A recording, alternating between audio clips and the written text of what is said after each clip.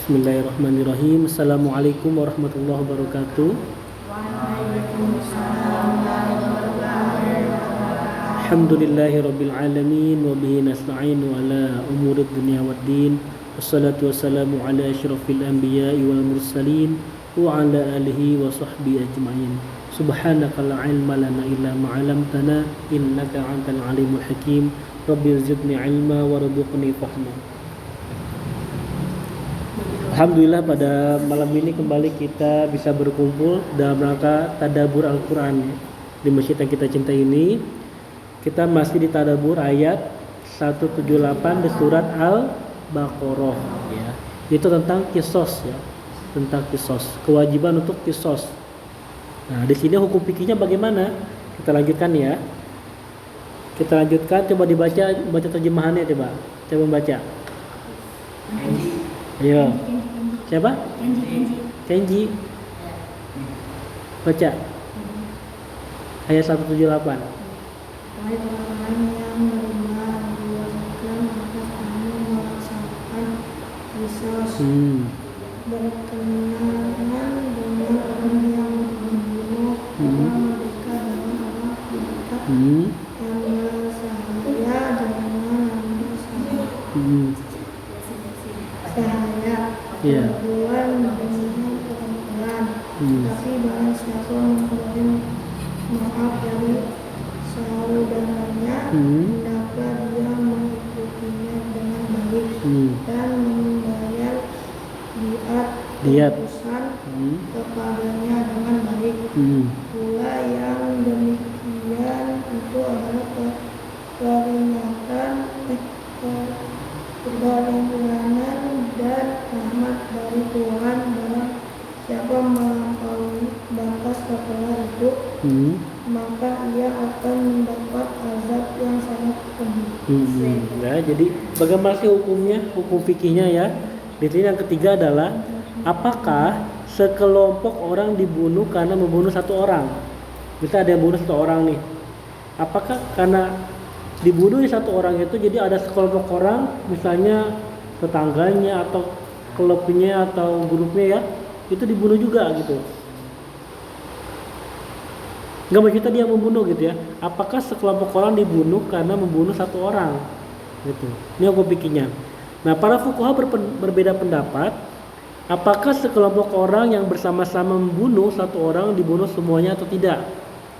Apakah sekelompok orang yang bersama-sama membunuh satu orang harus dibunuh semuanya atau tidak? Misalnya ada nih. Misalnya kita nih ya, naudzubillah misalnya, ini kelompok kita, kelompok pengajian yang tiap malam Sabtu membunuh orang UT misalnya. Apakah nanti kita dibunuh juga semuanya nih kalau misalnya kita membunuh satu orang? Nah, jawabannya adalah yang pertama, jumhur ulama berpendapat bahwa kumpulan itu harus dibunuh semuanya dengan membunuh satu orang tersebut. Tuh, jadi harus dibunuh nih semuanya nih karena telah membunuh satu orang. Jadi kalau ada sekelompok orang misalnya 5 orang membunuh seorang, maka yang 5-5-nya harus dibunuh. Kayak gitu ya. Ini ada satu pendapat ulama. Lalu pendapat kedua, mazhab Az-Zahiriyah dan riwayat dari Imam Ahmad menyatakan bahwa orang yang berkelompok itu tidak harus dibunuh semuanya. Apakah dalilnya?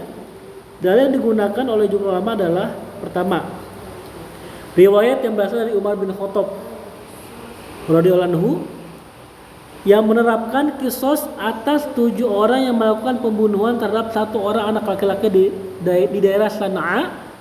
Umar berkata, seandainya seluruh penduduk Sana'a membunuh satu orang anak laki-laki tersebut, sungguh saya akan membunuh mereka semuanya tuh.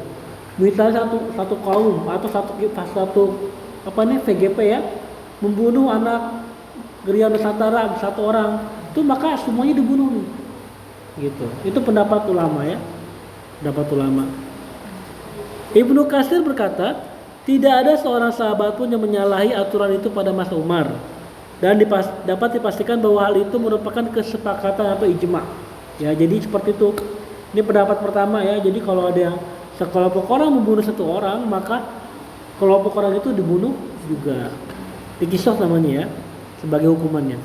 Yang kedua, Rasulullah SAW bersabda, seandainya penghuni langit dan bumi berserikat untuk menumpahkan darah seorang mukmin, niscaya Allah Subhanahu wa taala akan melemparkan mereka semua ke neraka tuh. Jika seluruh penduduk bumi ini membunuh ya, berarti membunuh satu orang doang tuh. Udah gitu nggak ada orang lagi kan, semuanya pada membunuh ya, sebumi ya orang-orang. Nah maka orang yang di bumi itu dibunuh semuanya sama Allah gitu. Maksudnya Allah akan memberikan azabnya gitu. Berupa apa? Akan dilemparkan ke dalam neraka jahanam. Jika mereka berserikat dalam mendapatkan hukuman akhirat, maka berarti mereka juga berserikat dalam hukuman dunia. Di dunia pun mereka dihukum. Lalu yang ketiga, tujuan disyaratkannya kisos ini adalah untuk memberikan perlindungan terhadap jiwa, ya, memberikan perlindungan terhadap jiwa, ya. Seandainya manusia mengetahui bahwa sekelompok orang yang membunuh tidak akan dibunuh atau tidak dikenakan kisos karena hanya membunuh satu orang saja, maka para musuh akan saling tolong-menolong membunuh musuh-musuh mereka.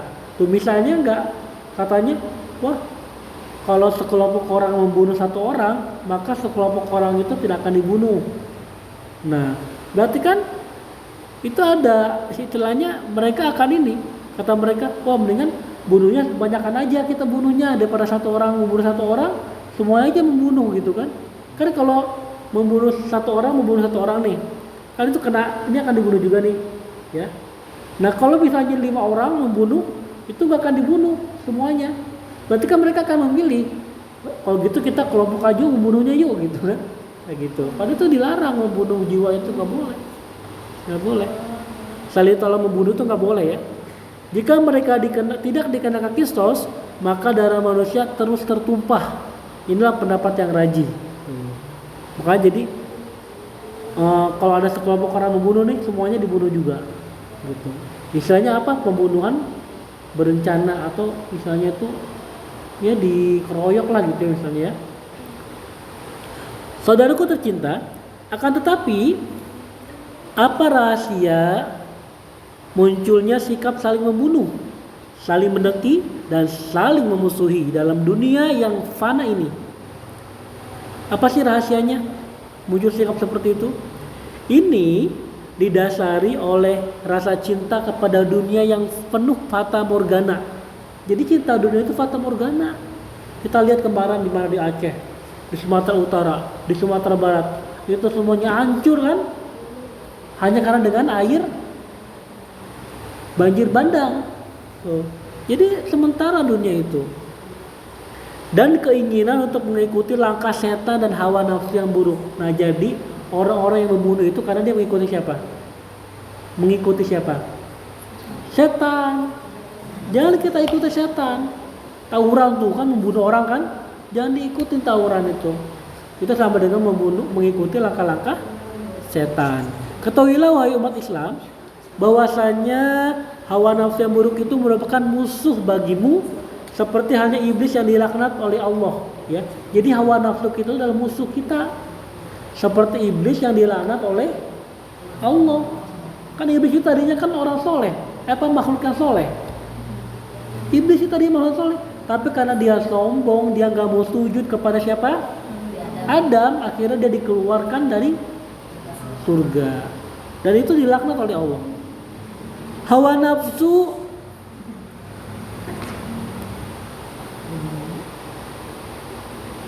kok 65 lagi ya, 2 kali. Hawa nafsu hanya akan memperkokoh posisi setan dan keinginan buruk jiwa. Karena nafsu inilah yang menjadi senjata bagi setan tuh. Nafsu inilah menjadi senjata bagi setan, ya. Senjatanya setan tuh. Ya maka jangan kita ikuti setan supaya nafsu kita terkendali, ya. Allah berfirman dalam surat Yusuf ayat 53, sesungguhnya nafsu itu selalu menyuruh kepada kejahatan. Ya. Jadi kalau kita berbuat jahat nih, misalnya apa berbuat jahat di sekolah tuh lagi ujian, nyontek itu kan itu berarti memperturuti setan, ya. Jangan panjang ya. Oh, bentar lagi habis nih. Ya. Jadi kita jangan mengikuti langkah-langkah setan. Janganlah Anda terperdaya dengan impian dan tipu, karena karakter jiwa itu diliputi oleh rasa aman, lengah, leluasa, senggang, malas dan lemah. Ya. Karakter jiwa tuh ya. Tinggalkanlah semua karakter itu. Tuh, jadi kalau kita terperdaya dengan impian, terperdaya dengan tipu daya, terperdaya dengan tipu ya, itu adalah jiwa yang lengah, luasa, senggang, dan malas dan lemah ya. Tinggalkan semua karakter itu, karena semuanya merupakan tipu daya. Jika Anda merelakan dan menuruti keinginan nafsu tersebut, ya, yang tadi lemah ya, kita malas, itu kita jangan ikutin tuh. Jika Anda merelakan dan menuruti keinginan nafsu tersebut, niscaya Anda akan hancur tuh. Hancurnya bukan hancur tubuh, mungkin hancur jiwa kita. Kita jadi orang yang pemalas, gak mau ke masjid, gak mau ibadah ya. Jika Anda lengah melakukan muhasabah diri, niscaya Anda akan tenggelam tuh. Tenggelam bukan tenggelam di air, maksudnya tenggelam dalam apa? Kemalasan, dalam kejahatan. Jika Anda lemah memeranginya dan mengikuti hawa nafsu, niscaya nafsu itu akan mengarahkan Anda ke neraka. Kita kan maunya ke surga kan? Nah, jangan kita ikuti nafsu kita. Oke? Nah, karena sudah azan ya.